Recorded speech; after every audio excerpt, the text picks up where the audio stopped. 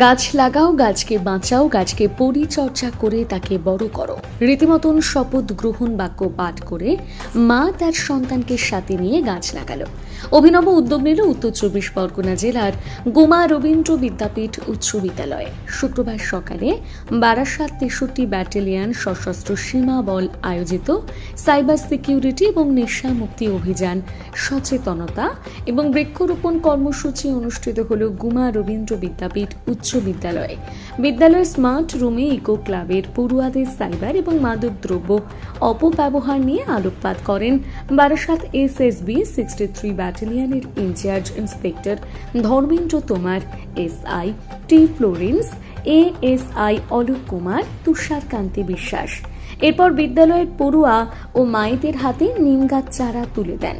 বিদ্যালয়ের পার্শ্ববর্তী এলাকায় পড়ুয়া ও তাদের মায়েরা নিম, মেহগিনি, অর্জুন গাছ রোপণ করেন।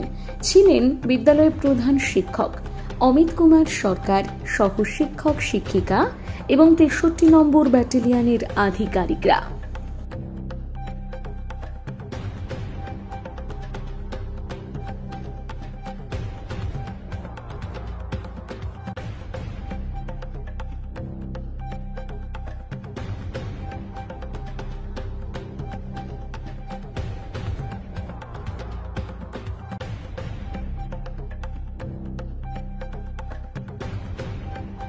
तो 2-4 पॉइंट लगाता हूँ उससे बचने के सिक्योरिटी।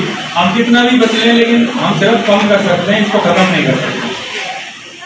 तो अवेयरनेस, जागरूकता जरूरी है। इसके लिए जितना आप जागरूक रहोगे उतना आपके लिए, हमारे लिए, सबके लिए, देश के लिए अच्छा है।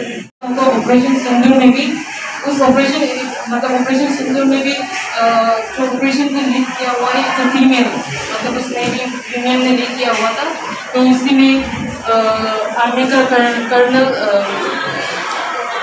सोफिया कुरैशी और मतलब विंग कमांडर